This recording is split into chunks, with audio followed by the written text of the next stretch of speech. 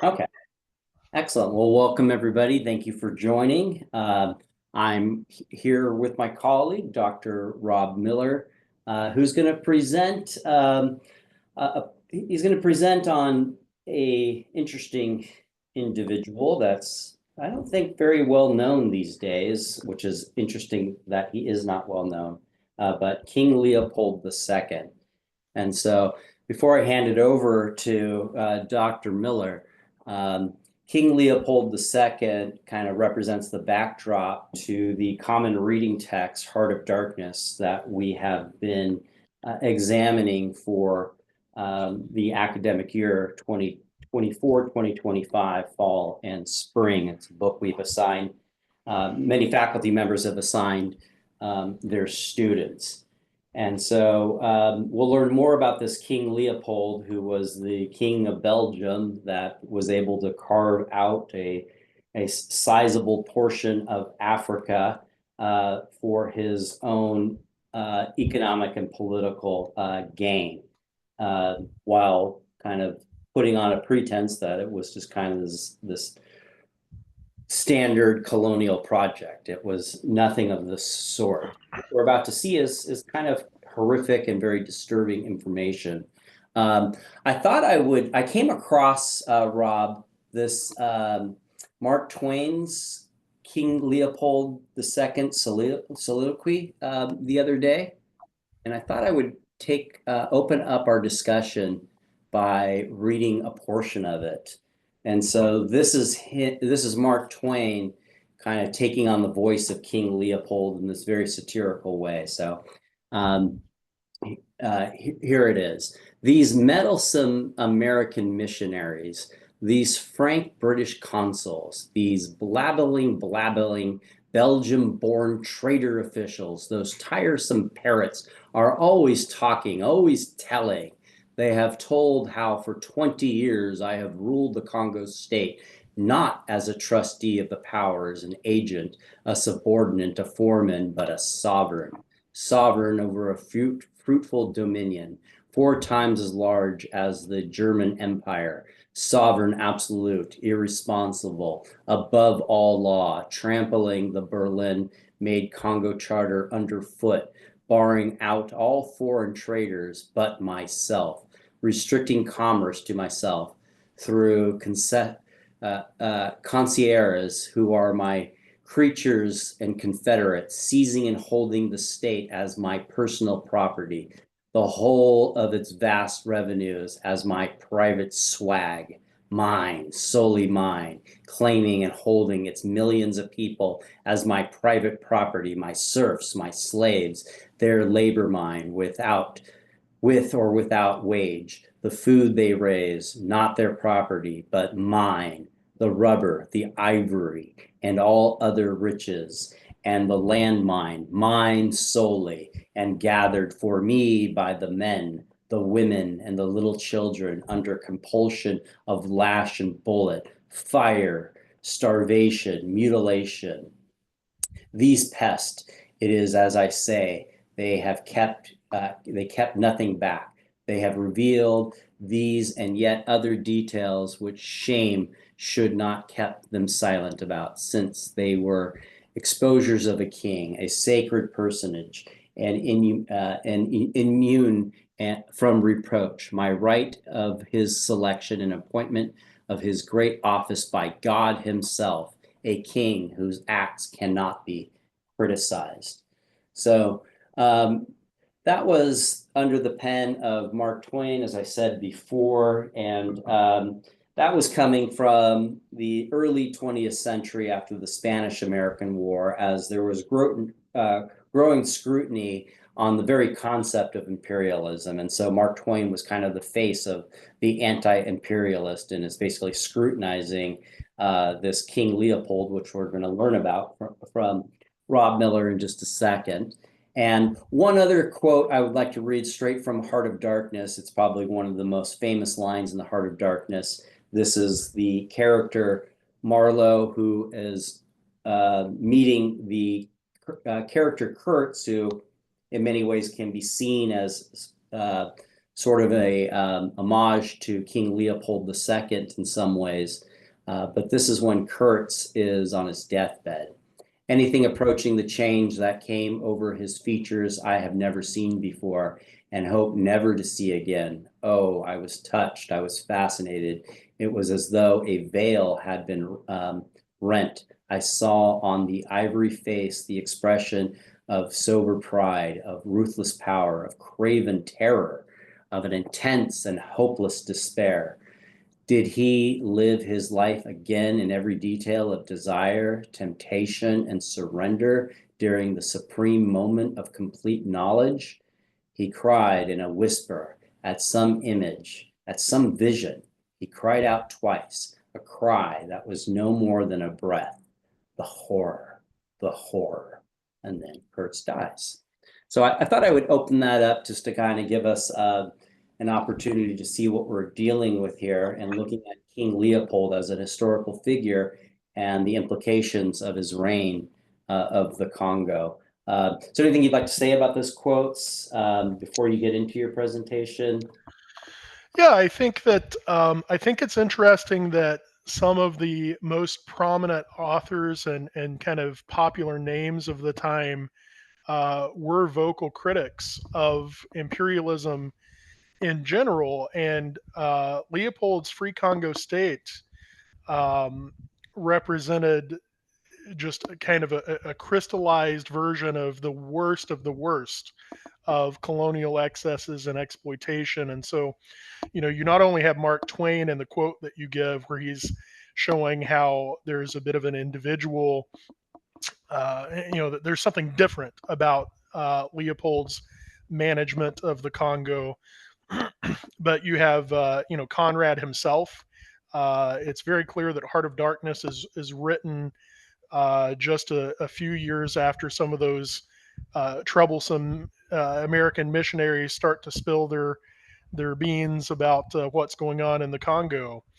And you even have Sir Arthur Conan Doyle, who's the author of the Shakespeare mysteries, publish a very famous and kind of a best-selling work about the excesses in the Congo. And so, um, to a degree, I think that some of the anti-imperialists are a bit thrilled about this because it's such a clearly evil, clearly violent and excessive management of colonialism that it provides the perfect boogeyman for them to show the evils of colonialism, the horror, as Kurt says.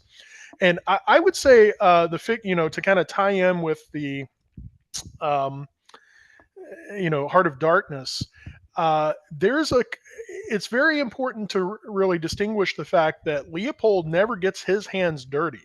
He's Yeah. never there. He never physically travels there, and most of what you would call the metropole, the managing groups from the major imperial centers and cities on the European continent, don't physically go to Africa. The dirty work is done by these administrators, and so I think Kurtz, rather than representing a single person, is sort of representing some of the excesses of that imperial administration on the ground. And so um, I think that there's a bit of disavowed knowledge, if you will, in the metropole, where they say, well, we don't condone these actions. We don't authorize these kinds of uses of force. Whereas whether it's explicit orders or implicit orders, the orders for the colonial administrators on the ground in Africa are much more insidious, and we see that with Kurtz, I think. Yeah, in some ways it does remind me, well, basically what I see happening here is it's the forerunner of international corporations, right? Where you have CEOs Yeah. like New York or Tokyo or Chicago who never step foot in places like Indonesia or China or Mexico, where the horrors of their corporate interests are unfolding and wreaking havoc on the people who are being exploited. Um, again, yeah, it's very interesting that this King Leopold figure never steps foot in the Congo, so he is completely removed the from the devastation that he's unfolding on the people involved there. One of the things that I'm sure you're going to explain more about this, but the Berlin Conference of 1884 and 1885, when the Congo Free State is set up and it's put under the purview of King Leopold II, he's quoted as saying, "The Congo state is certainly not a business. If it gathers ivory of some of its lands, that is only to lessen its deficit." So there is this pretense that this is not for my personal gain. And yeah, there'll be some money to be made from this, this thing called ivory, but that's only there to pay the administrative costs. Other than that, we are there to civilize these people who are caught in darkness. And it is our duty to bring them light, the light of civilization. But yeah, I'll let you get into your presentation, and we'll go from there. Okay. Well, just before we really get started, I kind of want to lay out my basic argument here. And essentially, Leopold II's Free Congo state is unique among all the African, and even if we extend it into Asia, all of the neo-imperial efforts that we see in the late 19th century. And it's unique in its the scale of violence that we see against the indigenous population. It's unique because it's a private venture. It's one person that owns the country, not a or the colony, not a country, not a state, not a government. It's an individual ownership. And it's a little more complicated than that, in that they have some trusts and associations that are kind of, corporate associations that are associated with him. But in essence, he owns the colony outright, and that is unique. And so I more or less make the argument in the presentation I'm going to give and the talk that we're going to give, um, that it's a couple of things that lead to that excessive violence. One is the fact that you don't have that governmental and state oversight that you normally would with a French colony, which were generally ruled the most humanely, or a British or a Portuguese colony or a German colony. It's very different in that regard, in that it's a private venture. Next, I'm going to kind of make the argument that imperial intelligence from the imperial administration was poor as a result of how big the colony was, how few colonial administrators there are, and there, to put it simply, there was a direct correlation, or I guess an inverse correlation, between imperial intelligence and the more intelligence you have, the less violence you have. The less intelligence you have in terms of spy agencies and the ability to understand the local population and the potential threats that could come from the local population, you have more violence. And so, because of the limits of the imperial administration and the imperial intelligence apparatus in the Free Congo state, the violence was excessive. And then finally, just the very nature of this being isolated, remote, hostile environment.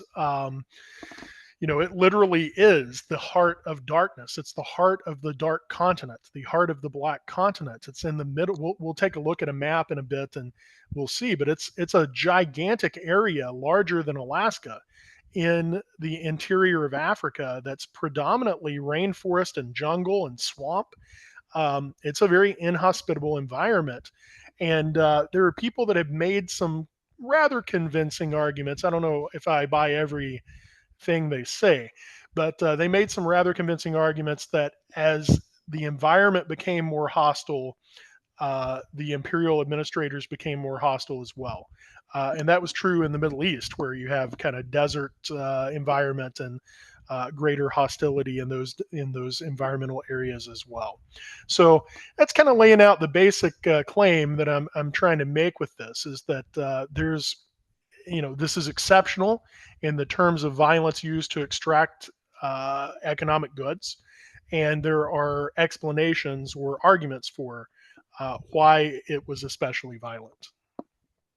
Yeah, I was reading an article a few months back that was comparing what was going on in India under Britain and what was going on in the Congo. And obviously, there were lots of atrocities going on in India under British rule. But they were pointing out the main difference is that India, the people in India had access to newspapers, to journals. They had the ear of the British Empire. They could get their message out. And so, as the atrocities continued in India, there was a receptive audience to put that to an end, to give later people like Gandhi some political power, where these poor people in the Congo, they are really literally in the dark, while there is no apparatus of a state or any democratic institutions that can protect these people. Yeah, we're going to get into that rather deeply here. And essentially, I put that under the purview of the civilizing mission. And most European colonizers had what was called a civilizing mission. And for the example you give in India, um, there were mechanisms by which, and there's certainly limitations to it. They had to take the exams in Britain. They had to take them in English. So there were some restrictions on the realities of how well Indians could be incorporated into the colonial apparatus. But uh, by law, Indians could be part of the colonial government. They could be a part of that structure and kind of rise up and become a colonial agent themselves. There's no such sort of situation in the Belgian Free Congo or King Leopold's Free Congo state. Um, at no point is there even a pretense that these people could be elevated to become citizens, to be involved in the decisions of government. Um, that there's no pretense of that, and to varying degrees, that was the case in other European colonies. You had the option of being elevated to an imperial agent or even a subject, moving from a subject to a citizen in the case of the French. And so, um, yeah, I think that the ruling, uh, you know, you have in India in 1857 the Great Revolt, which kind of changes the very nature of how Indians were treated by the British colonizers.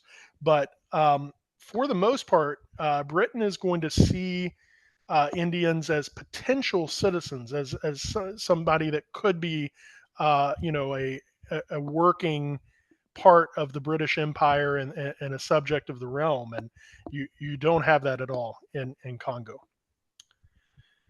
Um, we mentioned Joseph Conrad and A Heart of Darkness, and Heart of Darkness is one. It's a classic work, and I'll just kind of spill the beans here. When when I took my AP English class in high school, it was a very rigorous class. It was tougher than any college class I took, to be honest. I had a really tough English professor, and we read 54 books in its entirety in our senior year. Yeah, so we read about a book every 2 or 3 days, and we'd have a 5-page paper due every 2 weeks. And Heart of Darkness was one of those that I read and was introduced to, and I was immediately fascinated. It became one of my top 5 favorite books right away. I read it in one sitting, and I was really fascinated, as I think most readers are, about Kurtz and what his appeal and his attraction was. I liked the literary mechanism where you just talk about this guy. He's a mystery for 80% of the book. There's mention of him, there's hints of him, and you only get to him in very incomplete ways at the very end. And I think that kind of shows you how intelligence in these colonies were very incomplete. That you didn't really know what the imperial administrators were doing. You didn't know what these colonial agents were doing. You didn't know, that there's mention of secret rites and dark rites that Kurtz does, but it's never really made explicit what these things are. And I think that vagueness added to the appeal of the book, and it adds to sort of um, the darkness or uh, the potential terror of what Conrad is presenting. So a little background about Joseph Conrad. He's Polish born, born in Polish Ukraine, but he becomes a British citizen. And he becomes a very strong opponent of African neo-imperialism, and he writes this really at the height of it in 1899. We're kind of hitting at the point where 90% of Africa really has become colonized by Europe, mostly in the past 30 years at that point. Um, and he writes it in a moment where Congo is at the forefront of public thought and public outrage.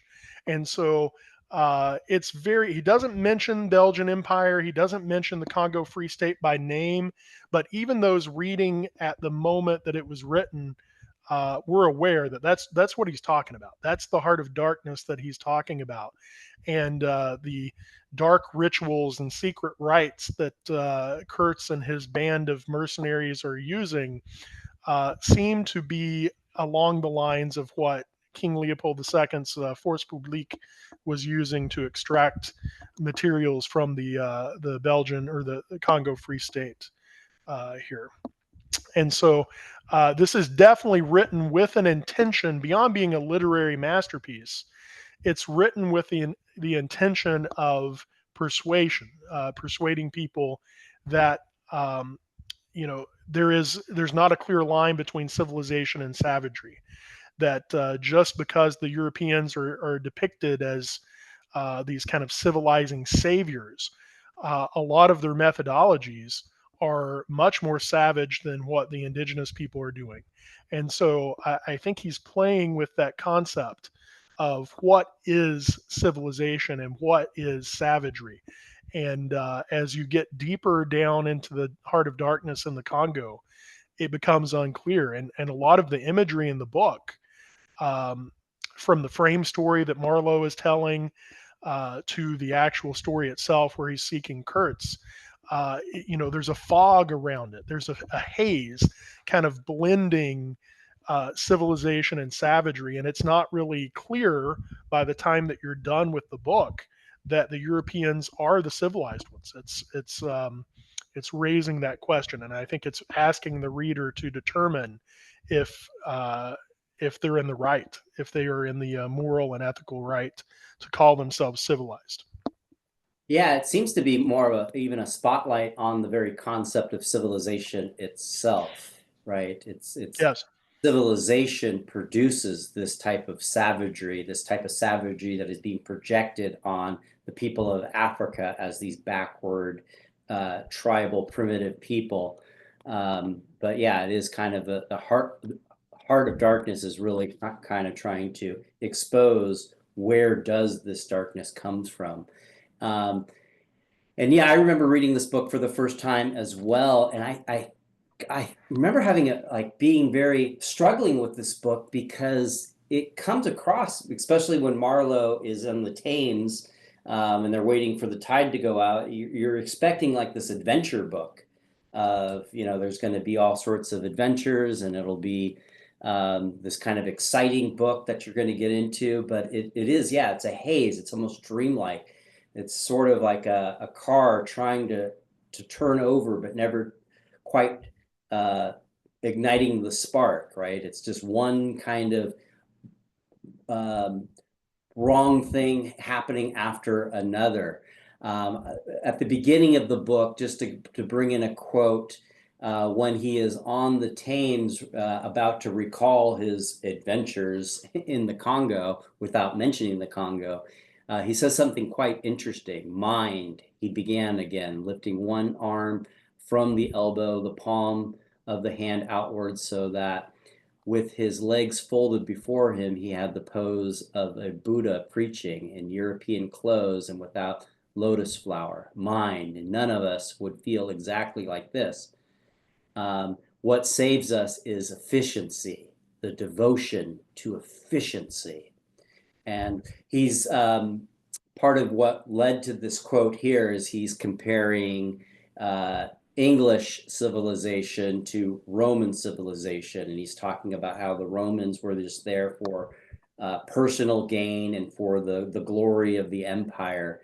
And he was saying that, yeah, we once were in the darkness as well until Rome came and began to give us the light. But the one difference that we have in comparison to the Romans is we have this thing called efficiency, which when you read this book, there's nothing efficient going on at all, right? There's several pages that are going on where he's on the side of the river and he's waiting for these rivets to be delivered Yeah. to him so he can get his boat operational again, right? And that's just kind of pointing to this whole thing is broken and there is real no efficiency. So there's always this deep. He's very, very good at using irony throughout this entire text. Yeah, and absurdity is present throughout the entirety as well, where um, I think there's examples of the natives performing actions that have in the end they have no meaning.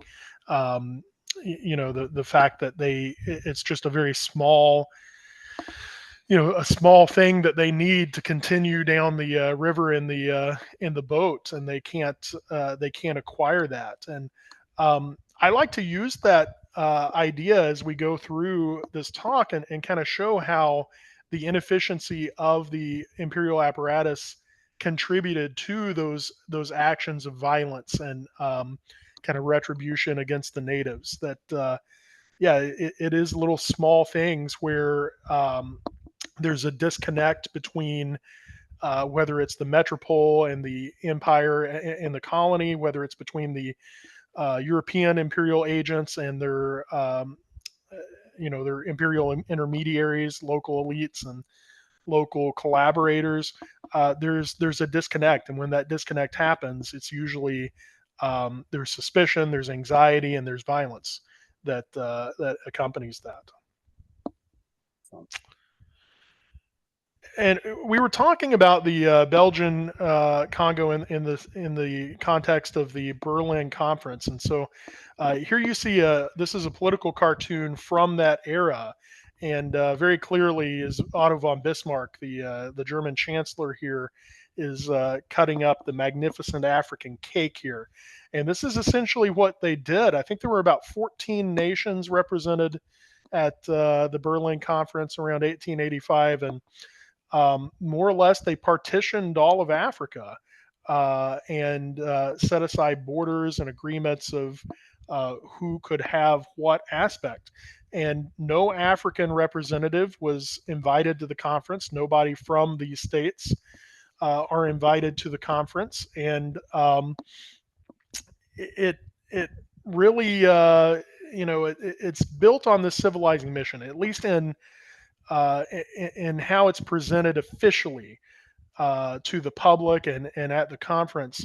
It's that they're coming in as saviors. It's kind of the white savior complex here, where they're coming in and they're trying to spread their superior civilization to Africa. And it is in that context that Leopold has to justify his ownership, his private ownership through this association of the Congo Free State. And he I think they're a little suspicious of his motivations even at the Berlin Conference, and when that is over he pretty much abandons it, whereas the other, I don't want to come across as defending colonizers here, but I also don't want to come across as unnuanced. And there was variations in how bad the colonial powers managed their empires, and some did at least put good faith efforts into trying to uplift the indigenous society, provide them with sanitation and education and things that they believed were necessary for civilization. And there was a pride in that and kind of a global expectation, or at least a European expectation, that should be one of the motivations for imperialism, and that's completely absent from Leopold II. And the other colonizers, they pretty immediately recognize this. They feel betrayed by what Leopold did with the Belgian Congo. So he's a bit of a black sheep from the very beginning, from the 1880s on. He's a bit of a black sheep in terms of the European colonizers. It's not something where the Europeans say, "Oh, I'm shocked that this was happening in the Free Congo state." They're pretty immediately aware that he's not playing by the rules, whether it's lip service to the rules or an actual commitment. He's not playing by those rules. And I kind of want to give some of the origins of what's going on here as well. Um, this is a period of time from about the 1870s, really until about the beginning and the end of World War One, around 1918, where we call it neo-imperialism. This is a new form of imperialism where, after decades or even centuries of relative inaction by Europeans, there's a mad rush in the 1870s and 80s and onward to colonize Africa. And so I like this data here. In 1879, 90% of African land was controlled by the indigenous population.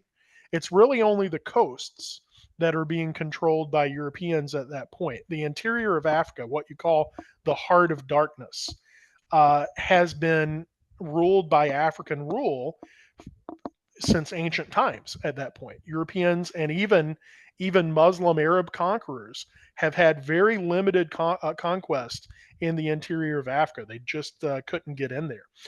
But by 1900, 90% of Africa is controlled by Europe. And so the question is, what changed? What changed in this roughly 20-year period of time? And a lot of it is imperial competition. There are new states in Europe that are formed.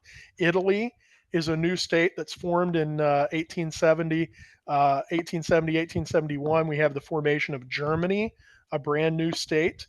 And these are not satisfied powers. They lack overseas colonies that other European powers like the Netherlands and Portugal and Britain have had. And so they start to engage in a new form of colonialism.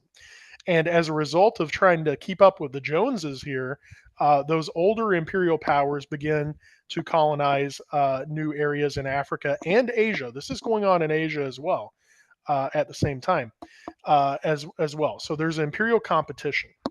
There's also economic advantages where there are new markets for European goods, and there's an exploitation of raw materials, which is very clear in Heart of Darkness and very clear in the Belgian Congo, where we have the exploitation and extraction of rubber and ivory.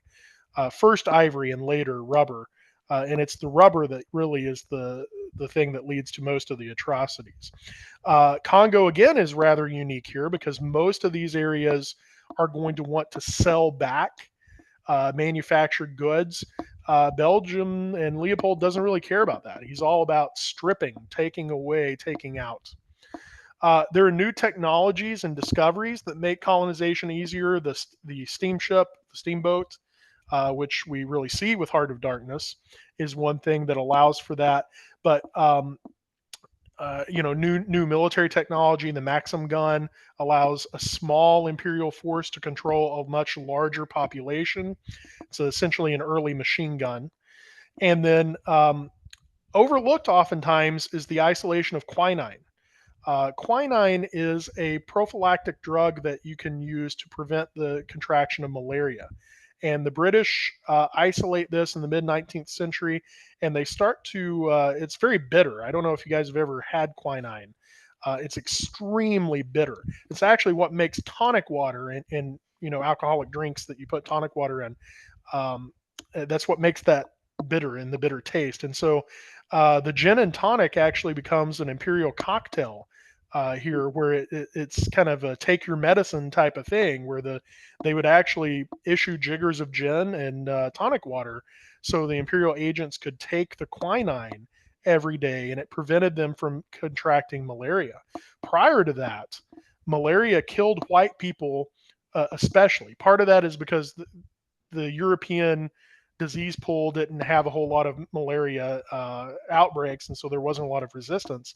But also, African genes, African red blood cells are slightly different than European red blood cells, and this is why there's higher rates of sickle cell anemia among Africans and people of African descent. But that sickle cell anemia and the different shapes of the red blood cells gave Africans a limited immunity to malaria. So, long story short, there was a very bad disease named malaria that killed white people much at a much higher rate than it killed black people, and so that limited the ability of whites to colonize the interior of Africa until they came up with a drug that prevented that. A lot of this is motivated by the anti-slave movement. Slavery stops in Europe and in the Americas by this point, but it continues in the interior of Africa. Slavery um, continued in Africa into the 20th century. And there's some areas, 3 countries of Africa that still allow for slavery to this day. And anti-slavery movements in Europe are motivating some of these ideas of coming in and stopping that. And one thing that actually happens, the Free Congo state, it actually does end slavery. So there's one small thing that Leopold's management of the Congo does positively. It does end the slave trade in Congo. But the British and the Germans are the ones that are mostly engaged in this anti-slavery movement.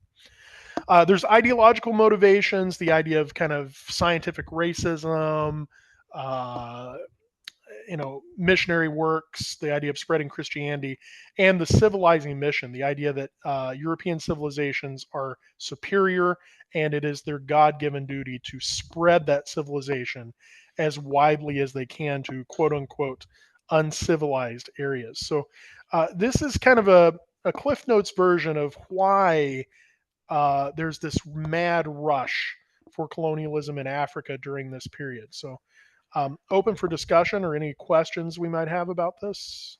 Yeah, just to say something about slavery being eradicated in the Congo. My understanding of that is that's largely a pretense. It's on a larger scale, kind of analogous to corporate towns in the United States, where Mhm. corporation owns the town itself, the grocery store, the shacks in which people live in, and they pay their workers in company script. And so Conrad makes mention of how currency is paid in copper wire to these people that are collecting the ivory and then later the rubber, and which in essence, since the, the managers are controlling the value of this currency, it's just a way of enslaving people, but not necessarily referring it to slavery. Yeah, absolutely. And that was the connection I was making as well. Is that I'm from Kentucky, and corporate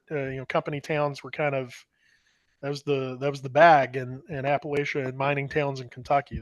I'm very familiar with that. And so, yeah, they do. I mean, there are some places like the British. The British actually do end slavery in a lot of their areas, and it is a good humanitarian move. And I think that there's sometimes a tendency to be cynical about the justifications that some of them had. I think that some people, not all, it was used as a justification by some as well, but some people really truly did have a strong humanitarian focus in trying to end slavery. David Livingston comes to mind as an anti-slavery advocate. Um, but yeah, it's slavery by another name, certainly in Congo, and the name they use is corvée labor, where it's essentially forced labor to the state as a form of taxation. So instead of paying money to the state as we do to receive services like protection and police services and security and roads and what have you, the argument was in a lot of places, and mostly in the Congo, corvée, that you're going to have this corvée labor where you're forced to do the work for the state. And it's even more insidious, and a good connection is the company towns in Congo, in that um, the only market for the goods is the government, that you cannot sell. The ivory couldn't go to a private collector or to a foreign government or anything. You have to sell the rubber. You have to sell the ivory, specifically to um, Leopold's ideas. And here we have some different perspectives of colonialism. The British are kind of celebrating their colonial empire, and they did so on butcher shop windows and biscuit and cookie tins. They did it on soap advertisement and gin bottles. There's really a celebration of the diversity of their empire, and there's a belief, broadly speaking, that this is British, even if they are African, even if they are Malay, even if they are Indian, that they are part of that British Commonwealth. And certainly atrocities happened. It was not all sugar and spice and everything nice in the British and the French empires, but you see a different perspective here with how it's kind of incorporated into the zeitgeist of the time in the British culture. And then you see some of the examples of the atrocities. These are children missing their hands in Congo. And essentially, the penalty for failing to meet your quota of providing, especially rubber at this point, was death. It was the death penalty if you didn't collect enough rubber in a certain day. And so the Force Publique, the organization that was designed to provide the administration for King Leopold's Congo state, they were limited to a certain amount of cartridges, and so they couldn't waste it. They were afraid that they would waste their cartridges hunting or fighting amongst themselves, and so they were forced to provide essentially a war trophy of those that they killed. And so they would chop off the hands of those they killed who had not fulfilled their rubber manufacturing.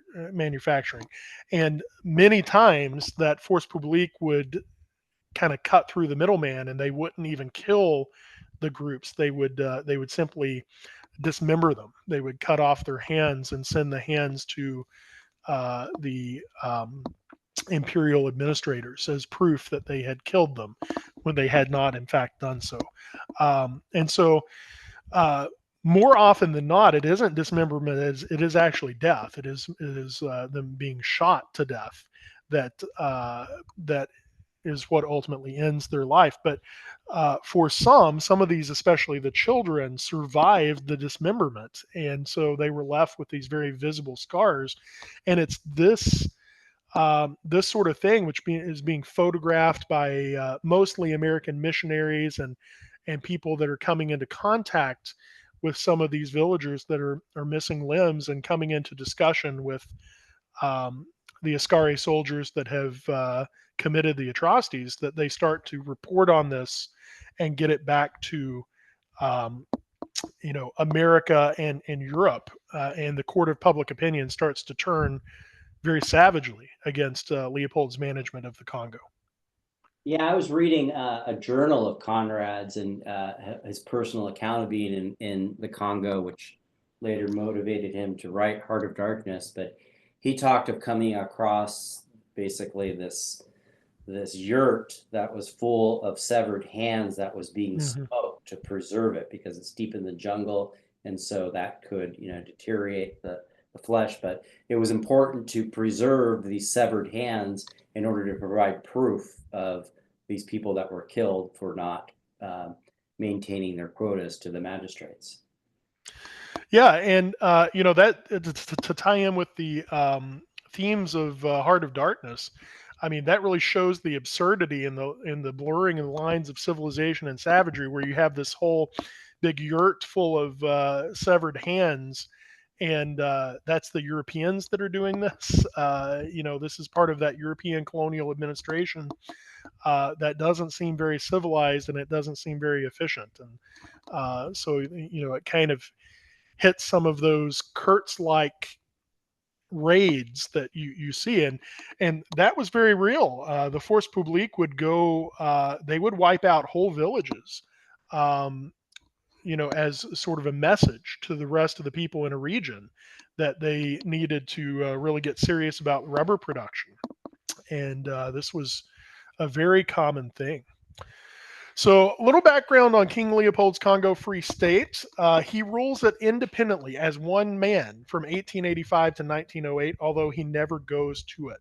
And you can kind of see it here. It's a massive area. I mean, this is, as I said, Alaska could fit into the square mileage of this, and you would still could fit a third more of Alaska in there. And so that's the largest American state. And so you get a kind of an idea of how large this thing is. And it's very unique environment. It's jungle, it's rainforest, it's swamp, um, and the like. And it really is in the interior of kind of the equatorial Africa. Hot, wet, sweltering, and uninviting. So he acquires this during the Berlin Conference, and he'd been very fascinated by colonization for at least 20 years at that point. And he'd first tried to colonize parts of Asia. And I first came into contact with King Leopold II with my own studies on Monte Carlo. He was a frequenter of Monte Carlo. It was a gambling, kind of a high class elite gambling establishment in the French Riviera.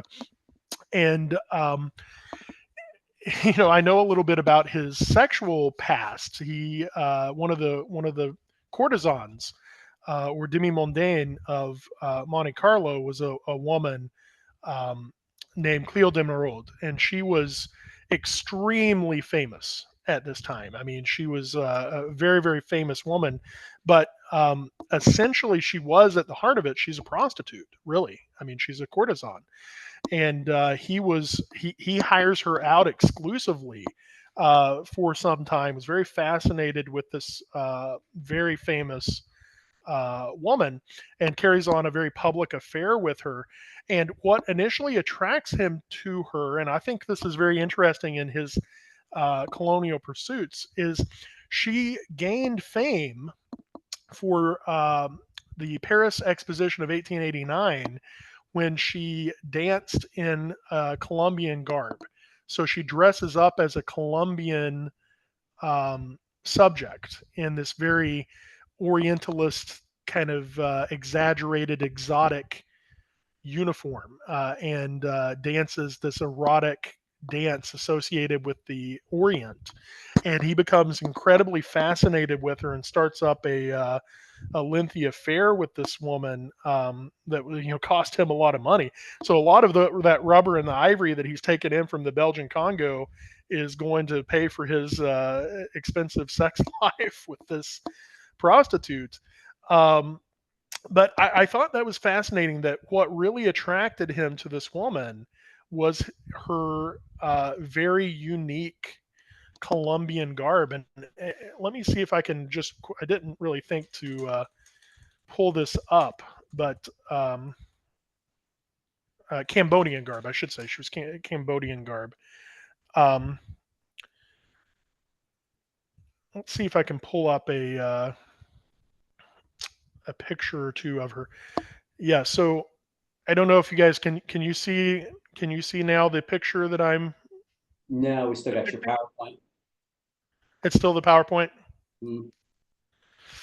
Well, I just asked you at home, just look up Cleo de Merode, CleoDemerode, and look and just Google image search Cleo de Merode Cambodian, and you'll find some very Orientalist pictures of her in this very unrealistic costume. It was not authentic in any sense of the word, but it was very fascinating to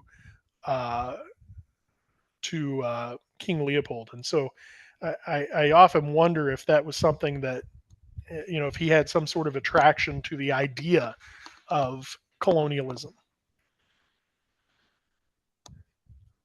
The colonies administered by his private army, the Force Publique, and as I said, he's got a monopoly on rubber and ivory here.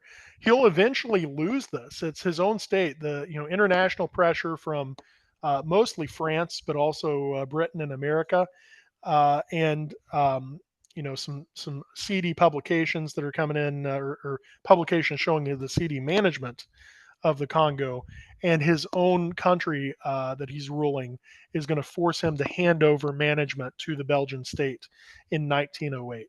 And the Belgians are going to manage it much more humanely than Leopold did. A lot of those really overt atrocities end, but the Belgian style of colonialism was still much more patriarchal, much more heavy-handed administration than most other colonizing groups, and so it's still not a happy story for Congo from 1908 until 1960, and then they get their independence in 1960, and the Belgians they just kind of dump them.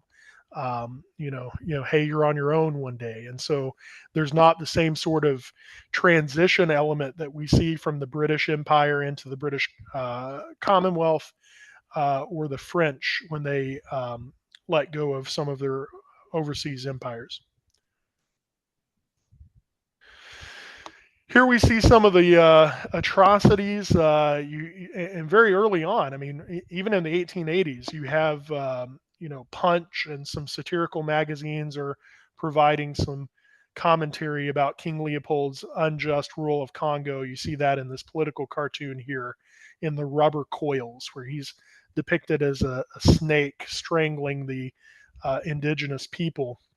And then this is just a very haunting image for me. This is a young father who has been presented with the severed hand of his daughter, who was killed for not collecting enough rubber.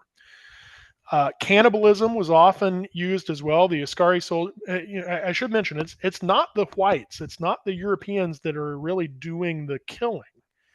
It's the Askari soldiers. It's the imperial intermediaries, the um, the locals that they kind of conscript as soldiers, as Askari soldiers, that are doing most of the killing. And cannibalism was a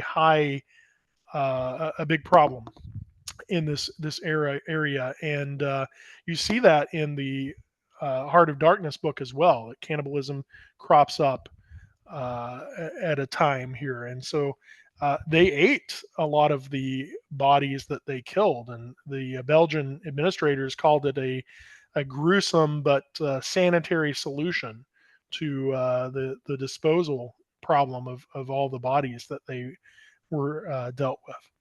So very haunting sort Yeah, of image. I came across this image recently, and it really just brought home because you hear, up to 10 million people are going to be killed during Leopold's reign there.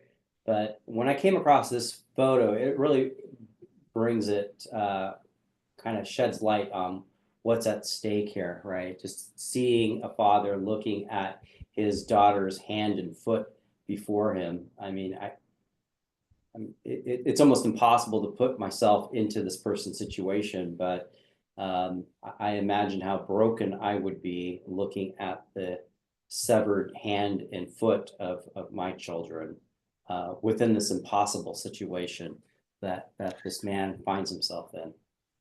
Yeah, and that would not be a unique story. I mean, the scale of this was extraordinary. You mentioned 10 million, and that's probably the most accurate number. But we're not really even sure how many people die in the 23 years that he's in rule here. Um, the low estimates would put it at maybe 900,000 or a million, and high estimates could get a 50 or 20 million, and it's probably somewhere in between.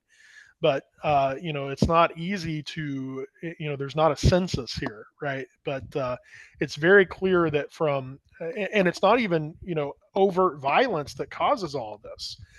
Some of it could be disease, but a lot of it is starvation and just the lack of being treated humanely here, just kind of dying from famine created by, you know, for every farmer that's forced to get involved in rubber cultivation, that's a farmer that isn't cultivating other crops or collecting bushmeat or whatever they need to eat. And so there definitely was a decline in the ability to just take care of basic necessities during Leopold's reign. Yeah, I mean, it really underscores the critical importance of democratic institutions. And so, Yeah. really what we're seeing is what happens when someone with extraordinary power and wealth is able to impose their self-avarice in order to aggrandize themselves further. I mean, it really does bend the mind to understand just what individuals are capable of who have free reign over other human beings' agency. Yeah, and as we turn the page here to the civilizing mission, we've kind of hinted at this already. Um, I know of no other colony outside of just early, like American extraction in like the 1500s. I know of no other colony uh, in the history of imperialism that had no civilizing mission whatsoever. I think that the Free Congo State is essentially the only one I'm aware of where there really is no pretense to trying to uplift the local populace or turn them into facsimiles of Europeans. It's at no point hinted that these Congolese could become Belgian. There's no hint of that, and um, when we compare that to other forms of colonization, there always is a civilizing mission. And the English did this very strongly, but the French particularly had a long-standing commitment to the idea of what they call mission civilisatrice, which is the civilizing mission. And this is applied broadly, even in their American colonies like Canada and Louisiana, in Cambodia and Laos and Vietnam, um, in Dakar and Senegal and uh, areas of Sudan and wherever they colonized, there was an effort to civilize along the French tradition because there was a belief that the French tradition of republicanism coming out of the French Revolution was uniquely superior and that there was a duty to to spread that idea. And so Alice Conklin, uh, she writes in a very, very important book called A Mission to Civilize. She writes about the Mission Civilisatrice, and I'm going to quote her here. She says, it implied that France's colonial subjects were too primitive to rule themselves, but were capable of being uplifted. It intimated that the French were particularly suited by temperament and by virtue of both their revolutionary past and their current industrial strength to carry out this task. Last but not least, it assumed that the Third Republic had a duty and a right to remake primitive cultures along lines inspired by the cultural, political, and economic development of France. Administrators, vastly outnumbered and equipped with little more than their prejudices, relied upon the familiar categories of civilization and its inevitable opposite, barbarism, to justify and maintain their hegemony overseas. And so I think this really explains the French civilizing mission, and we really can't dismiss this. I think that oftentimes we try to play this off as a justification, and maybe for a few cynical politicians it was, but for most people in the French Republic, especially, this is a real goal. This is part of why they are over there, and there's a civic pride, national pride that kind of goes along with it. And the civilizing mission was accomplished through what the French called the mise en valeur, which is the improvement of subject standards of living through rational development of colonies' natural and human resources. And so that's going to be things like infrastructural improvements and road building and railroads, things like educational programs that are going to teach people about hygiene, basics of medicine, sanitation, and waste disposal, education, religion, and the focus on the French language, particularly, and the outlawing of perceived barbaric practices like slavery, female genital mutilation, polygamy, and the like. And so there is going to be a lot of material, a lot of uh, the national budget is going to be devoted to the effort of uplifting these people along European and French lines, particularly for the French civilizing mission.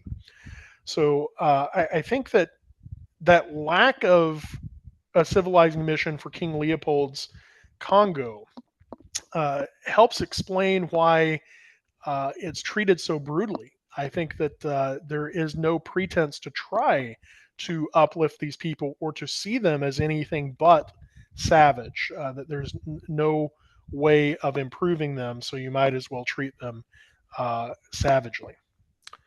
Yeah, that's a good point because even though there's plenty of criticism of what the French are doing, I guess there is this argument that it is coming from good intentions. This is coming out of the Enlightenment project, that there are these universal values that all human beings can subscribe to if they just have the knowledge.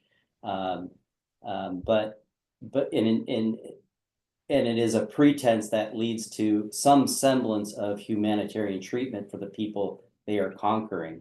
Yeah, but without pretense, yeah, then we run into real trouble. Uh, Yeah, and here's some examples. And you have kind of this idealized thing in the upper right. Where you have Marianne, the French national symbol, here, kind of coming in and delivering civilization to the Africans. But you see some of the missionary efforts. You see some of the efforts of education, where you have a schoolhouse built here, and the French, they were definitely the most humane of the colonizers. They truly did believe there was a path toward citizenship. And in fact, you could become, instead of a French subject, you could become a French citizen as an African. And the man here you see in the suit, he's he was born in Dakar in Senegal, in French Senegambia, and his name is Blaise Dionier, and he started out as an African subject. He's African born. He rises through a French based African school in Dakar, gains an education, gets involved as an imperial agent, and then eventually an imperial administrator. Becomes the mayor of Dakar, and eventually he gains his French citizenship. He becomes a French citizen, but beyond that, he is elected to the French Parliament. This is a guy that goes to the French Parliament, the version of the French version of the American Congress, and goes and serves and is an active part of not just the Senegalese colonial government, but of the French metropolitan government here, the actual French government. And so it was beyond kind of lip service here. There were pathways, and I'm not saying it was easy, and it was definitely hard, and there were few people that reached those heights. But you just can't see anything of that nature occurring in King Leopold's rule, right? I mean, this is just completely unthinkable. And so that dichotomy is has to be one of the explanations, I think, for the differences in treatment. Here yeah, you see. Oh, go ahead. I'm sorry. yeah, it does strike me as kind of interesting because you do hear of African Americans in the United States in the 20s. I know in the 50s, I know someone like Nina Simone would immigrate to France, who was trying to Yeah. escape just the horrors of white supremacy in the United States and feeling a degree of acceptance in French culture. Hey, real quick, Rob, though, Chris Nelson has a question for you. I don't know if he wants Okay, to great. turn on his mic to ask the question. Oh yeah, but I didn't want to interrupt the flow of this. Uh, So yeah, go for it, though. If you have a we're question. good. Yeah. Okay, yeah, Rob. So Conrad's writing Heart of Darkness into the 19th century. Leopold's doing his thing into the 19th, early 20th. The Congo is a pretty horrific place to be. Fast forward 100 years, decades after the independence achieved in 1960, the Congo, into the 20th century, the Congo is still one of the most horrific places to be on the planet. As an irresponsible historian, do you see a genealogy there that maybe Yeah, the oppressed learned some of the worst lessons about how to lead? I do, and I think that the lack of a proper transition in 1960 when uh, the Belgian Congo let loose of its colony. That's not how the French did things. It's not how the British did things, and some of their colonies fared a little bit better. Like Ghana comes to mind in terms of a transition to a stable government. Um, but yeah, it's one of the poorest areas on Earth, and part of that is because of the extraction of the materials. So all of the precious materials are extracted under King Leopold. The ivory, a lot of that is wiped out. Rubber is completely tapped up until the point where it becomes more profitable to take that from Malaysia um, than Congo. And then when the Belgians take over, it's mining rights. They essentially precious metals and minerals. They sort of strip that, and there's always these kind of ingrained rules that means that it's going to go to the government or the metropole. There's not really a free market for these places, and so when Congo is given its walking papers in 1960, it's already one of the poorest places on earth. It's been stripped of its natural resources, and so there's not a lot of opportunity here. There are not a lot of liberal institutions that have been ingrained, like education and styles of experimenting with government, and so they are left, in essentially their teen years as a country would go, to kind of grow up fast and become their own country, and then it becomes a pawn of the Cold War, where even when there starts to be maybe some reasonable rulers here, they maybe aren't friendly to the U.S. government. So we engage in some kind of covert ops and subterfuge where we install military dictators. I think Mobutu Sese Seko is one, comes out of Congo, and so we have periods of civil war, military warlords. This just really being a pawn of the Cold War after that, and so um, that's a civil war and kind of a humanitarian crisis that you almost hear nothing about. But I think it's around 20 million dead in that civil war, and it lasts 20 or 30 years, I believe. So it's a rough history, of the likes that we see in Poland and Czechoslovakia in some ways, and never being able to have some self rule, always being exploited by kind of a stronger outside power. And so, yeah, I think that the path of rule that the Belgians and King Leopold had, and then ultimately their lack of providing any sort of support structure for this group to succeed independently, certainly led to what we've seen in the last 60 years of Congo remaining a very impoverished place full of violence and full of social problems. Yeah, because I never connected the dots in this way, but as a fellow humanities scholar, we'll often hear retorts from certain camps, what's all this talk about, decolonizing things, decolonizing the curriculum, decolonizing our institutions. And this seems to be the starkest instance in history of, you know, colonialism, with a capital C, doesn't Mm-hmm. end just because the colonists aren't there. Yeah, yeah, that's right. It's kind of the specters of the. In fact, I think one of the great books about this is called King Leopold's Ghost, and it's really kind of talking about that specter of colonization lasting and really haunting the history of the Congo well after Leopold is removed in 1908. Yeah, thanks very much. Yeah, good question. Um, The labor, we kind of talked about this already. It's more of a corvée system of labor, and this is not unusual. A lot of colonizing groups used this, but it wasn't to this extreme, and it wasn't year long, and the penalty for not uh, fulfilling it wasn't the death penalty anywhere else. Here, your form of taxation for what the government is providing you is essentially full commitment to working for the government, first in collecting ivory, and then um, by the late 1880s, early 1890s, the extraction of rubber. And so that is going to be the major aspect of that.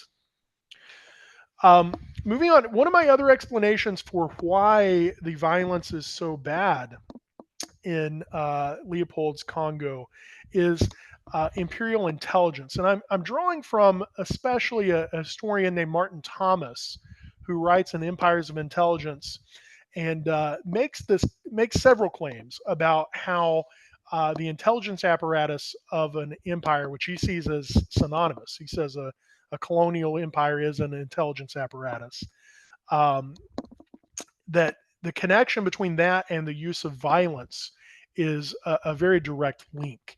And so he says the entire administrative apparatus of the colonial state was an intelligence community, the colonial state and intelligence state.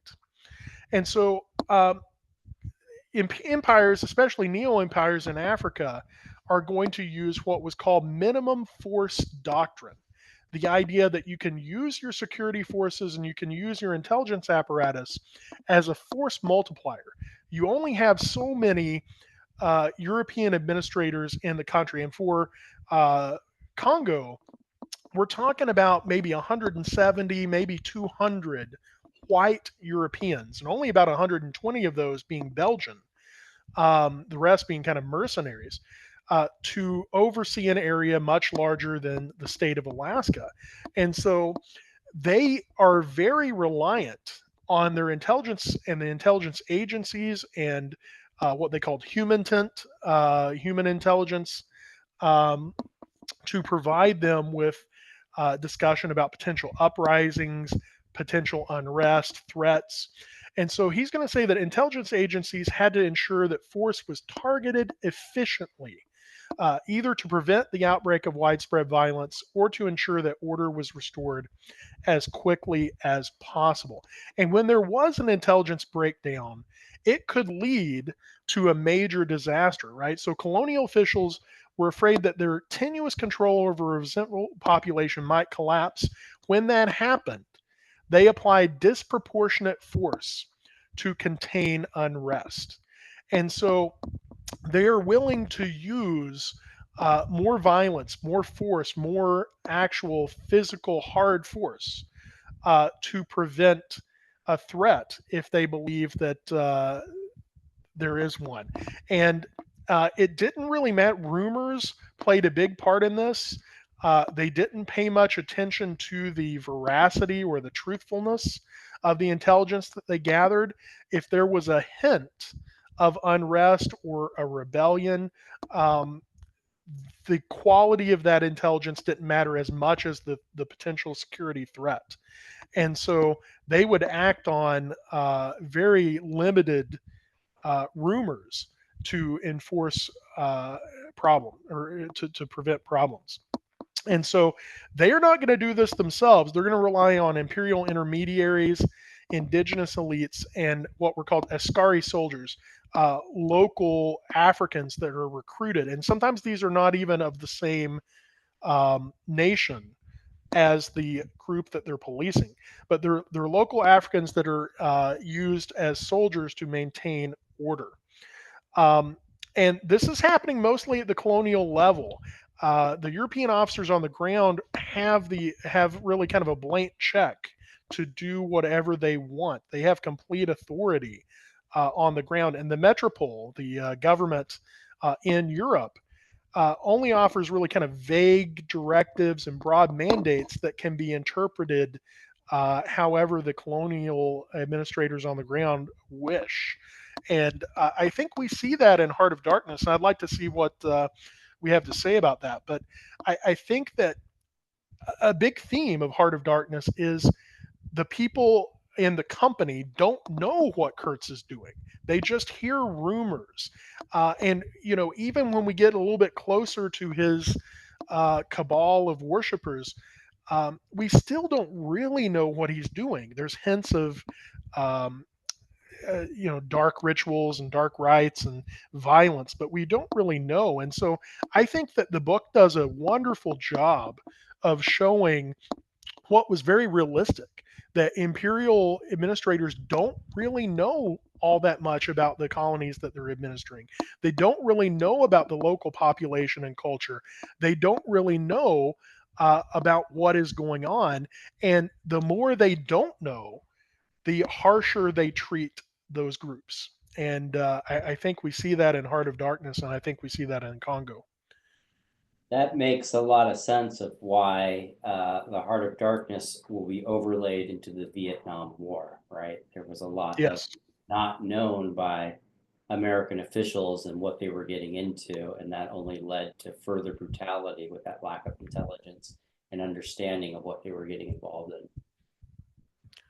Yeah, and we bring up a point that it's a frightening concept that the veracity of the intelligence doesn't matter as much as the security threat. That governments, be them colonial governments or maybe even more modern governments, are willing to take less credible threats seriously if the scale of the threat is extreme. So La Force Publique is that military force that is doing this, and it's really the one that's not only ensuring security, it's really overseeing the extraction of the raw materials, first ivory and later rubber. Um, and even though this sounds like big numbers, but it's really not, considering how large that territory is. At its height, we're talking about 17,000 to 19,000 soldiers. And these are almost all indigenous Askaris.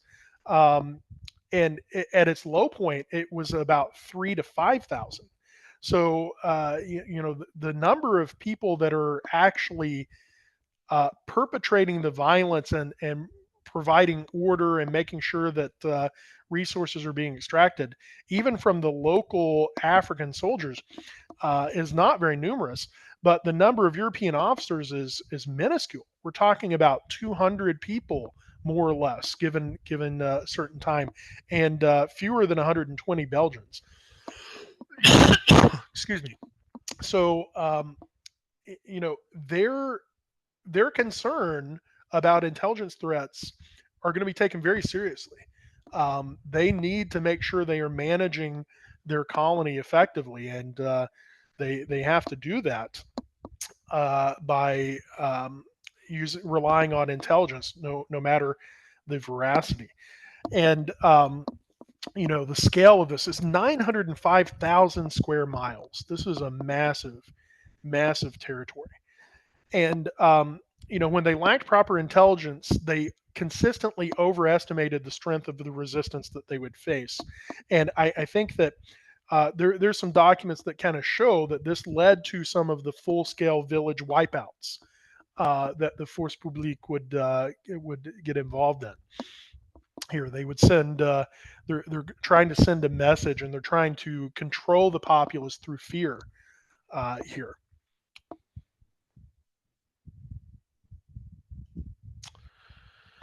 In terms of imperial administration from the metropole to the colony, the day-to-day management is really left to those local administrators. It's not so much the metropole. And for King Leopold, that's just a reminder that he never goes, he never sets foot in Africa, he never sees Africa. And on a day-to-day basis, he's not really confronted with a lot of the violence. Now, there's questions about whether he cares that much about it, but he's not really seeing the atrocities firsthand. He's not the one that is going to, on his deathbed, pull up these images of dismembered children and say the horror, the horror. It's probably going to be those local administrators and the Askari soldiers that are going to be dealing with that. However, the metropole was completely concerned about colonial agents going native. And that was their term for essentially becoming too engrossed in their colonial culture, abandoning their European culture and their European identity, and embracing the local culture too much. And quite clearly, that's what Kurtz does, right? In Heart of Darkness, Kurtz definitely goes native, and that's part of the problem here. Even more so than maybe the violence is the association that he's gone native. He's become a little too close to those dark rites and rituals that the Africans are performing. Um, and there's a great concern about sexual interactions with the indigenous people. And many of these, these colonizers, they're men. They're men of young adult age, and they're going to be away from their wives for years at a time, or they maybe don't have wives. And so it was a very frequent practice to take local women as concubines or as native wives. But there was a fear that this would almost rub off on them. Anne Laura Stoller, historian from Michigan, University of Michigan, calls this, a racial contagion. That it's almost like the blackness is going to rub off, or the Africanness is going to rub off through sexual contact. And European colonizers and the imperial administration, they did not want families to go here. They don't want wives, for the most part, to be on the ground in Africa. They don't want children to be here because they believe them to be especially concerned with this sort of thing. And so there's all kinds of manuals for how to do this, and they weren't expressly barred, but it was very taboo to bring your family. And certainly, if your children reached school age, there was almost a direct mandate that the children go to be sent to school in Europe to avoid this sort of taint of going native in Africa and Asia too. This applied to Asia as well. There was this idea of sexual corruption as well. So she writes several books related to this theme. Anne Laura Stoller does: Race and Education of Desire, and Against the Archival Grain. And so I'm going to give you some quotes and some discussion from these. So in Race and Education of Desire, Anne Laura Stoller is going to demonstrate that metropolitan authorities discouraged colonial agents from bringing their families to the colonies in order to maintain their Europeanness and avoid the prospect of the family going native. Right. And there's a lot of anxieties about sexual exploitation of children, especially by native nannies and nursemaids. Some of these concerns were really ludicrous on the face of it. They make claims, for example, that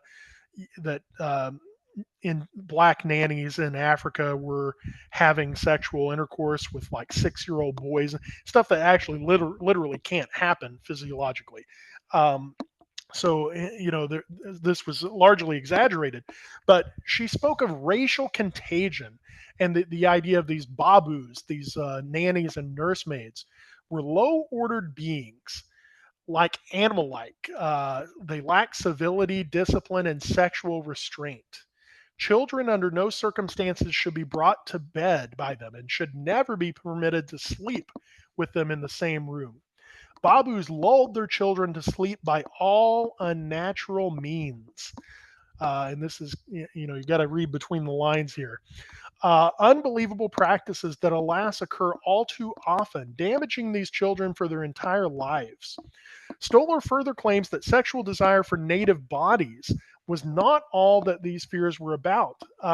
Proximity of the world of native servants led to an individual and racial degeneracy. You're going to become too much like the Africans. Personal and political disaffection and identification. And I certainly think that that's implied with Kurtz. I mean, not the children's sexual thing, but that racial contagion. There's one woman that they mentioned, that this kind of like almost an African queen that is very clearly his concubine or his native wife. And I think Marlowe speaks about her kind of, he calls her a savage, but she has a dignity to her. And I think it's implied, at least I'm reading it as an implication that, she played a role in uh, leading Kurtz down the path that he went to, where he embraced more native traditions and rights and some violence there. So I'd be interested to see what we think about that. I'm just thinking about the heads on the stakes of Kurt's compound. Typically, heads on stakes. This is an age-old tradition of any conquering people. We saw it a lot during the colonial era and in the antebellum era in the United States as a way of demonstrating to oppressed people that you better not mess around or this will happen to you. And so you would have heads on stakes kind of pointed outward as, just as a warning. But in Heart of Darkness, the heads on the stakes are pointed inward, so Hmm. he could see their faces, um, which is very interesting. I'm not sure what to make of that, but it's definitely a communal, being in communion with the dead, uh, and maybe some sort of recognition of the power that he had. But it's an inverted kind of demonstration of power. Yeah, that's very interesting. I've never really considered that. Um, yeah, I mean, he's clearly embracing his role, and the godlike attention that he's receiving as well. But Kurtz would be the poster boy of what European imperialists were afraid of. This idea that you are going to be you spend so much time around these people that you're tainted by them. You go native, and I think that a lot of his actions, the people in the company dismiss him uh, from that point of view, from having gone native, from him having abandoned his European traditions. There's also a gap between the colonial governmental mandates and what actually occurs. And Anne Laura Stoller is one of the more interesting historical books I've ever read. It's kind of tough. It's a tough read, but it's called Against the Archival Grain. She makes a claim that there was a disjuncture between prescription and practice, between state mandates and the maneuvers people made in response to them. And so she asks us really to kind of read between the lines that a lot of the orders versus how they were carried out, that there's a gap between them, that we have to kind of fill in the gaps a little bit, and that people on the ground took steps to go beyond their mandate and maybe read into them unstated aspects of their mandate. And I kind of saw that with Heart of Darkness too, that, the company, it doesn't, as long as there's not all these bad tales about him performing dark rites, they don't really care about anything but his results, right? He's the one that's bringing in the most ivory. He's kind of the poster boy for success from that point of view.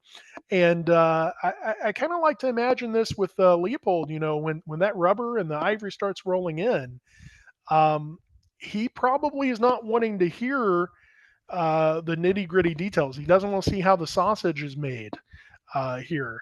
Um, and I think there's maybe some realization that there's violence and there's force that's being used beyond the actual mandate, but there's a plausible deniability between the imperial administration and the metropole and how it's carried out on the ground. And for King Leopold, there is no metropole.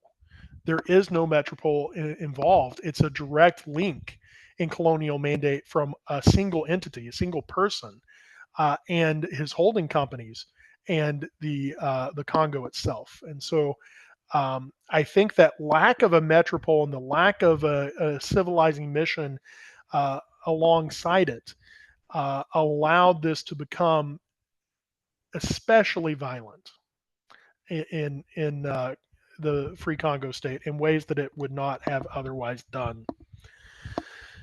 Um, Environment and empire. There's lots. This is kind of a new area of historical study, and I would say there's actually there's an upswell of historical investigation into the environmental links of colonialism. Usually, the damage that colonialism does to the environment, but there are some people that are making claims of a direct link between the brutality of the environment itself and the inhospitability, or the inhospitable nature of an environment, and how the colony was administered here. And so, as I've said, Congo is in the heart of Africa. It's the heart of darkness, quite literally. It used to be known before the isolation of quinine as the white man's grave. MacGregor Laird led an expedition in here in the early 1800s, and I think there were uh, I think it was 53 people took the expedition, and 19 returned, 12 of which were sick with malaria. And so, the idea is, a brief trip into the interior of this jungle is pretty much a death sentence for white people until the isolation of quinine. And so you have disease, you have, very dangerous wildlife, the least of which is the most dangerous in terms of the mosquito. You have, the impediments to infrastructure and the ability to build roads or railroads, or to, have what we think of as modern infrastructure. It's completely untenable at that time in this area, and a lot of environmental obstacles. It's just jungle, it's rainforest, it's large rivers, it's swampland and brackish water. This is very, very inhospitable stuff. And, Martin Thomas in Empires of Intelligence, again, he's made a claim that intelligence regarding native populations that inhabited inhospitable environments was usually much worse than other environments. And so the intelligence is poor, and much of the population was semi-nomadic, so it was harder to understand those people. And so that meant that the intelligence state was weakest in these situations where the environment was very hostile, and imperial authorities are going to struggle to understand and subjugate those people. So intelligence agents in these cases are going to act as the face of the central government. This is it's the intelligence gathering services and the security services that the natives are going to interact with on a day-to-day basis. And they're going to operate as police forces, usually with a much greater brutality due to the environmental constraints that they have in terms of intelligence. And Martin S. Shangiria writes in Colonialism and the African Environment that colonial violence was harshest in environmental conditions that were themselves harsh. That colonial authorities responded with a brutality equal to the brutal conditions of the terrain, climate, and environment. And I'd be interested in seeing what we think of this. I myself am a little skeptical of some of these claims, at least to the degree that they're presented. But this is a new form of history. I think it verges a little too close to what's called environmental determinism for me. But I think when you link it to the problems that come from administration and intelligence, there may be a link between harsh environments and brutality. So I'd like to see what our thoughts are on this. Well, it's almost as if we have a connection to the environment itself that has a determining factor on our behaviors. I think it's also interesting. It kind of plays into the beginning of the book, Heart of Darkness, where they are going into the heart of darkness, trying to bring light to this place. And the conclusion of the book is, no, the heart of darkness was brought to the Congo from Europeans with their behavior. But this theory here kind of alludes to the idea that there is some sort of darkness due to the harshness of the environment, which can kind of plague the way people behave and have a determining effect on the way people can behave. Yeah, and I think as I said, I'm pretty skeptical of this. And I think this is a good moment to just talk about the nature of history and the idea that there are arguments that we don't always find convincing. Not everything is completely convincing. I think it has value, but I do worry that it is a little too deterministic. Um, it's hard to present a formula like this and say that this is broadly applicable. But it's also kind of hard to argue against the results when we take a look at the treatment of populations in very harsh climates like Vietnam and Cambodia, like Congo, like Iraq and Syria, and the Sinai and Gaza. There are areas where the environment is inhospitable, and they do tend to violence, and so that is maybe there is some value in that. I'm just thinking on a lesser degree, just the kind of cultural difference between Californians and New Yorkers, right? California Yeah, gets back with kind of tempered climates, and yeah, New York, it's pretty kind of hostile. People kind of say what's on their mind, despite what people's feelings might be. So obviously that's to a lesser degree than what we're talking about, but maybe that does play into it. yeah, and you would be in a better situation than I to speak to this, but I would even say that there's a bit of a cultural divide between northern and southern Californians Oh yeah, it's a in different country. that Southern regard. California. We don't put up with Southern Californians. Californians.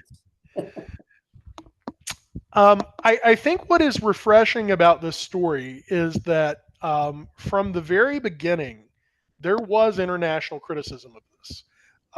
Once the news got out, this was not this was a level that even other European colonial states sought to end the violence here in the Congo. They did not endorse this, and as I said, King Leopold is a bit of a black sheep of the European community as a result of this. So, Christian missionaries, many of these are going to be American Christian missionaries, are going to be the first ones to really document this and get the message out about the human rights violations. And it becomes a useful tool, certainly during the McKinley presidency in American history, where anti imperialists like Andrew Carnegie, um, William Jennings Bryan, and some others are going to bolster their claims of why we should not be involved in the Philippines, why America should not be involved in imperialism, and Europeans to that matter as well. Um, and so you have authors that we've mentioned, Conrad, Sir Arthur Conan Doyle, who you see his book here, The Crime of the Congo. This is the author of Shakespeare, creator of Shakespeare, and Mark Twain. Many people would argue the greatest American author, at least one of the most iconic, is going to condemn the practices of King Leopold very publicly. British Parliament is going to have discussions about this. Edmund Murrell, who was a journalist at the time, later would become a British politician in and of himself, is going to be leading this cause and pushing for a debate. And so it gets debated in the early 1900s. It's debated in the British Parliament, and they issue sort of a slap on the wrist to Leopold, and they beg the Belgian Parliament to get involved. And ultimately, there's enough furor over this that they do. The Belgian Parliament decides to strip King Leopold of his ownership of Congo, incorporate that into a new entity called the Belgian Congo.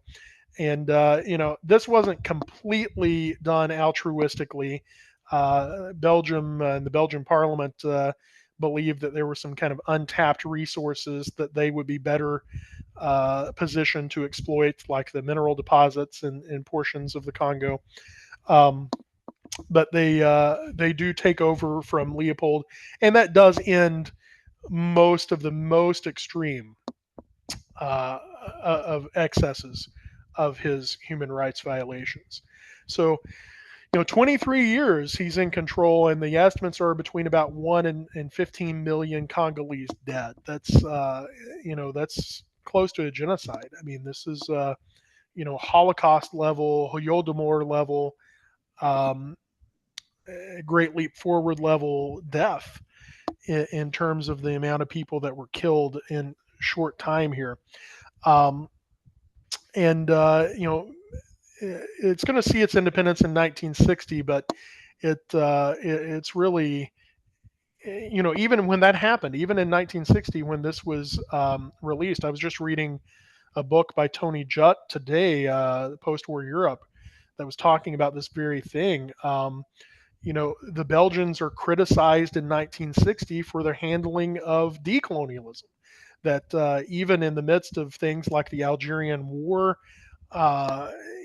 this looks like dropping the ball. It looks like a misstep in how they handled the decolonialism process in 1960. They just left the Belgian or the Congolese to their own devices. They removed a lot of the um, administrative apparatus. They, completely cut off any sort of budgetary connection, and so they plunge Congo into statehood without any preparation, and it had disastrous consequences, and it became one of the biggest pawns of the Cold War from that point forward, as the U.S. and the Soviets were kind of jockeying for third world countries to come to their aid here. And so, its resources completely depleted, or nearly so. And even rubber, which they still could have, they could still harvest rubber, but rubber is being produced much more cheaply in other sites in Southeast Asia, especially Malaysia. And so, it's left with a very grim future, and unfortunately, it hasn't improved tremendously in terms of the standard of living for most Congolese from 1960 on. I think that's about it. Do we have any questions or discussion from? Yeah, thank you, Rob. Yeah, we do have some questions, but yeah, I really do appreciate this.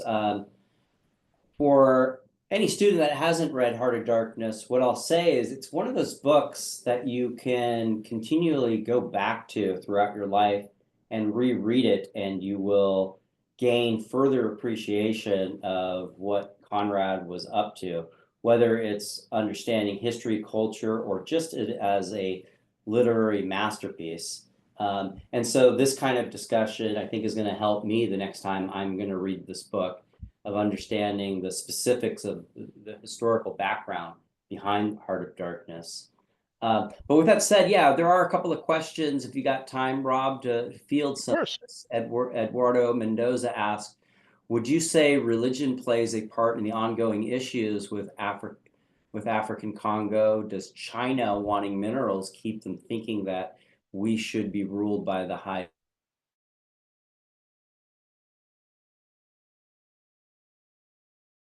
There, right? One about religion playing a major role in Congolese management, and one about China's role. Mm-hmm.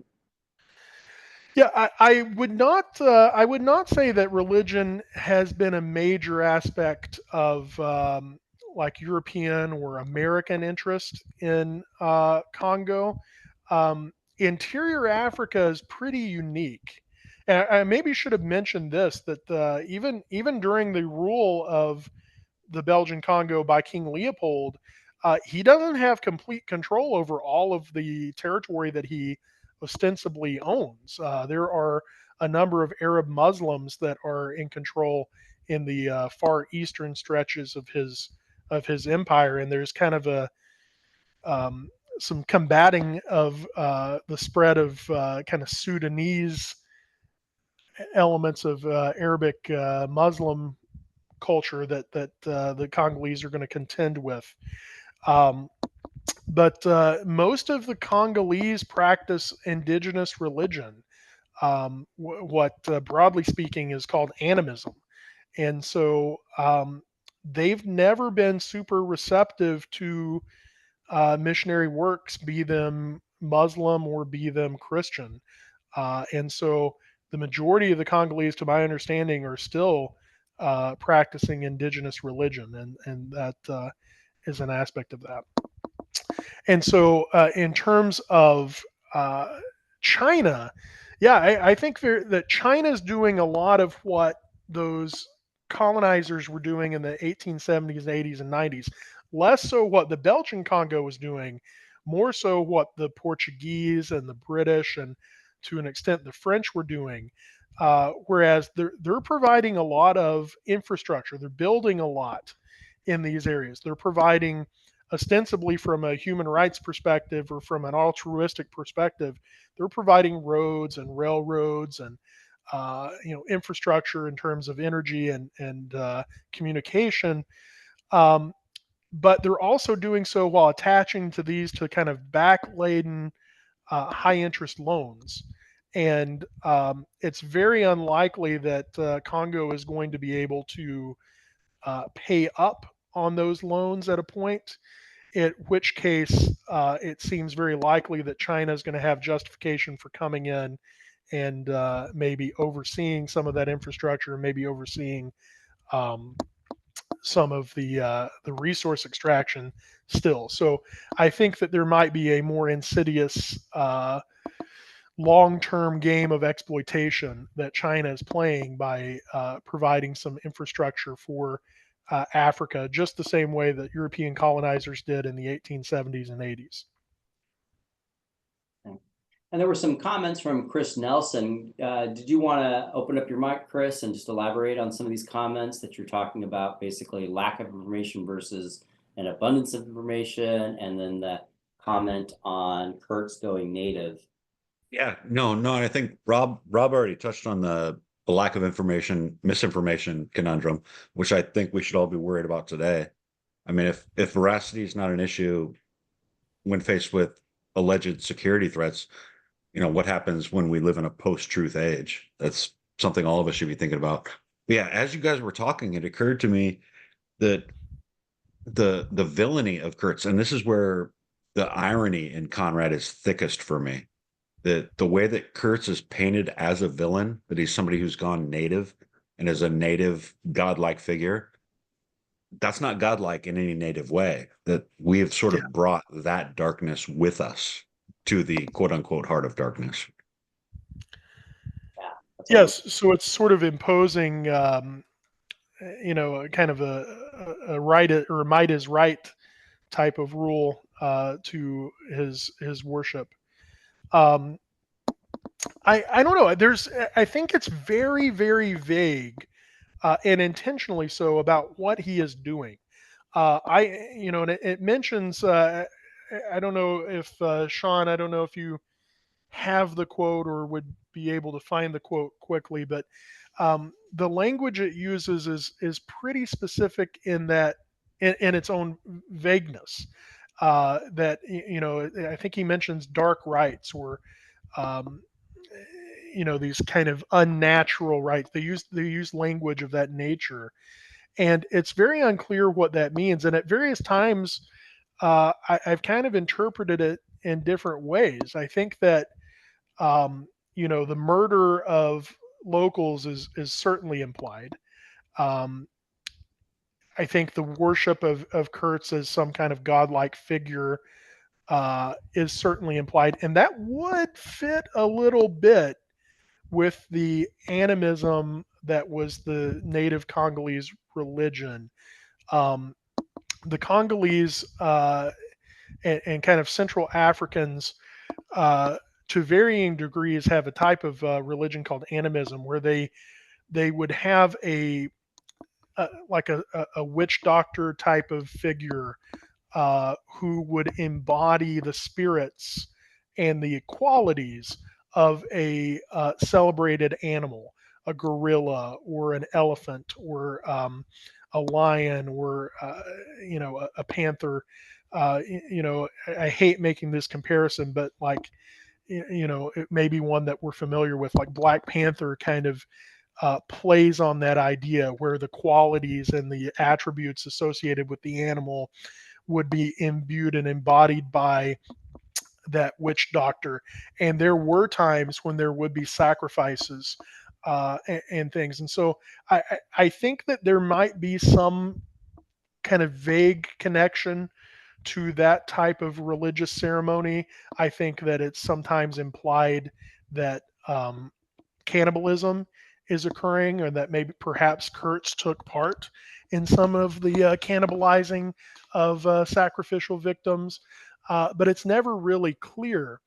And it's certainly not a depiction of like a European god or a benevolent god as Kurtz is depicted. Or something like a pater or father. Yeah, That yeah, yeah, that the shamans would always only be consulted, in moments yeah. of crisis. They would never be rulers and leaders, Yes, much that's less right. That's right. dictators. Yeah. Yeah, there's a distance between like Oba and the version of kings and chieftains and the shamans and the witch doctors. Yeah, that's a Yeah. good And point. so again, thank you. I mean, this has helped me tremendously. The first time I read this book, I read it as a psycho-spiritual allegory, and this has only helped me to read it that way again. That, the darkness that we fear is the darkness that we bring. Yes. Yeah, I think, and Sean touched on this. The different points of your life when you read this, you pick up on more things and different elements. I read this in the, I'm 17 and this is deep kind of moment when I first read it, and what struck me was Marlowe in the narrator, and how he is just kind of forever changed by the experience. That there are some experiences we have that we can't, we're not the same person after it's over. There's some people we meet who they leave an impression on us where it's, we're not the same person after we met them. And what connected with me most as a 17-year-old high school student was how much Marlowe was changed by what ultimately is an extremely brief meeting with Kurtz. Yeah. And And for me, I mean, to what I love go ahead. most about this book is, yeah, I mean, I don't think he's offering any answers. I don't even think he's actually indicting anything. He's he's interrogating something that he finds horrifically fascinating. Yeah. And I think the shroud that he puts on it, the veil that he puts on everything, I think adds to the attraction. That it isn't a heavy-handed message, and there's an element of mystery throughout the whole book. Would you say though, Chris, or even Rob, that if there is any indictment that Conrad is bringing, it is an indictment of the Enlightenment?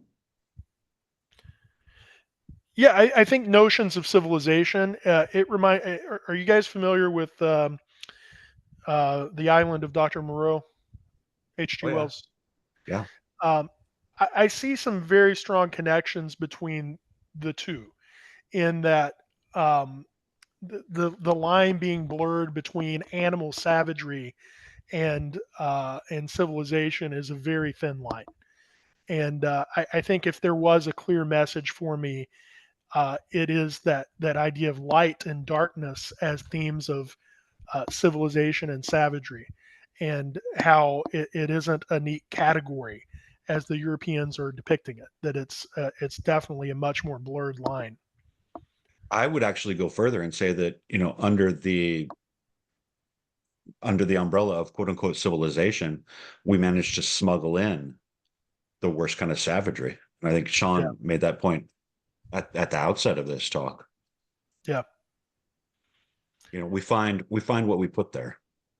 No yeah. surprise. And it's often celebrated that and kind of any sort of responsibility is absolved when you pass that savagery off. Yeah. I'd like to see, are there any questions from the students? Anybody want to make some comments or thoughts about the book or Leopold? We did have one, it doesn't look like a question, but it was just a comment from Joey Juarez that said, it's wild to think how far greed can go so far to neglect logic that leads to cannibalism because of the lack of empathy and planning. Yeah. Yeah, and this is the clearest case, I think, of greed. Greed is motivating all really of these colonial ventures and neo-imperialism. When you boil down, whether directly or indirectly, access to another market or increasing your economy or resource extractions kind of involved in all of these. But this is the most shameless for sure, and the one that's willing to go to the strongest means. There's a strong will to exploit as much as you can, as quickly as you can, in this particular case. Yeah, I was I was struck just going to say, Sean, that I mean, that's the scariest part for me is that I believe human consciousness is malleable, but over a long evolutionary scale. This isn't that long ago. Yeah. This we could see this tomorrow. Yes, yes. And really, one of the things, one of the historical backdrops around this is, you know, at the latter end of the Industrial Revolution that really brought a crisis to what it meant to be a man, right? And so we saw this in the United States. That was one of the catalysts for the Spanish-American War. The Industrial Revolution had relegated men to oversee spreadsheets and put them in offices. And so what does it mean to be a man if you're not using your body? And a lot of the Europeans that are colonizing the Congo, a lot of them aren't Belgian, but they are, as Rob had mentioned, they're coming from all over Europe. And this is a way of demonstrating what it means to be a man in this hollow understanding of what it means to be a man, of using force, of exerting your will over others. And so, yeah, definitely, this is something that I think still plagues us with this lack of understanding of whatever that question means of what does it mean to be a man within the context of individualism. And so within the comparison of the Congolese who are expressing this animist religion, which isn't really a religion, it's just kind of a way of mapping reality. It is the religion of 99.9% of all of humanity prior to the great religions rising as civilization arises some 5,000, 6,000 years ago. So I think it's quite interesting just to see how this plays out and this confusion of what it means to be an individual within civilization. And even to a greater point, what does it mean to even be an individual at all within the context of being a human being, an animal that is deeply dependent on social and communal interactions. And to that point, it's in the same year that Conrad writes Heart of Darkness that Rudyard Kipling writes The White Man's Burden, and writes several articles in defense of colonialism and imperialism for that very reason. This, masculinity is kind of a, come now to search your manhood type of thing, with Kipling being kind of the anti-Conrad here and trying to promote imperialist designs. Mm. Yeah, it reminds me of something I read in one of my snarky or literary reviews of world literature. It's hard to call Conrad a racist when Kipling is standing right there. Yeah. Yeah. Yeah, that's it. Yeah. We don't have time to get into that conversation, but that is an interesting conversation that, I'm forgetting his name, Things Fall Apart author, Chiwane Achebe, he has a huge indictment on Joseph Conrad and refers to him as a racist. And I wouldn't dismiss his concerns given Achebe's background. But when I read Conrad, it does seem like he is trying to give voice to the ignorance of Europe, of looking at the people living in the Congo as these savages, as somebody would express those thoughts coming across them, thinking that they had something to teach these people. And the people living there had nothing to teach them, to the point where their humanity is completely discounted in the narrative that Joseph Conrad points. But I get the sense that was purposeful on Conrad's part as a way of expressing the sentiments and the mindset of people who were going into the Congo to enrich themselves, or merely just to look for adventure, which I think is what was motivating the Marlowe character. Yeah, and that's sort of the pass that I give to Conrad, and the pass that I give to myself as being somebody who loves reading Conrad, is that he was an interrogator, at the end of the 19th century. He didn't have near the conceptual vocabulary that any of us do. Yeah.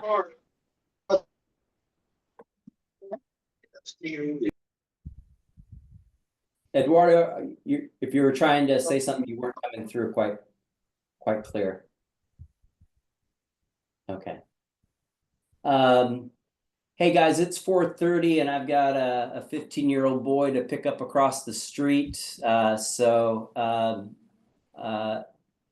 going to call it a conclusion. Yeah, we've been talking for, oh wow, good 2 hours. So time flies when we're having fun, even under these circumstances. But thank you very much, Rob. I really appreciate your contribution to this. It was very helpful for me to have a better understanding of this book that I definitely will be reading again. It's one of those books that is warranted to pick up from time to time throughout our lives.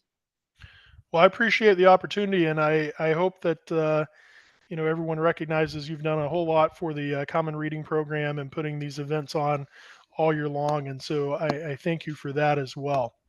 So thanks for giving me the forum. All right, thank you, and thank you for everyone who attended. I highly appreciate it. We are recording this, so I will make it available and spread it widely. So thanks again. You guys all have a good evening.